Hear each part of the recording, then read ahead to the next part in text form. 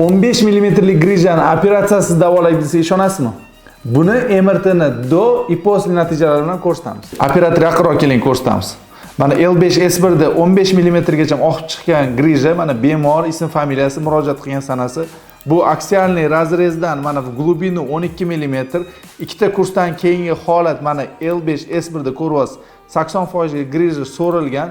Bu aksialniy razrezdagi holat, xuddi o'sha bemor do и после qog'ozlarini ko'rsatamiz. 5 ta vrach bizga operatsiya qilish shart deyishganda, keyin bu yoqqa kelganimizda lecheniya bilan davolansa bo'ladi dedilar. Вот lecheniyadan keyin Xudoga shukr, ikkinchi seansdan keyin mana shunaqa zo'r rezultatga yetib keldik. Xursandmisiz? Juda ham xursandman. Bemorning xursandligini ko'rib turibsiz. Ular nima qilganlar? Qayerdagidir bolg'a bilan uradigan, oyoqdan osadigan joylarga bormadilar. Keldilar, bizdan konsultatsiya oldilar, ishonch hosil qildilar, lecheniya oldilar, natijaga erishdilar.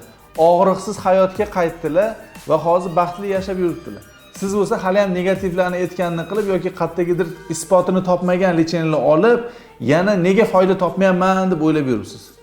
Agarda umurtqa grijalarini operatsiyasiz davolamoqchi bo'lsangiz, Eldor Nevrodok klinikasiga murojaat qiling.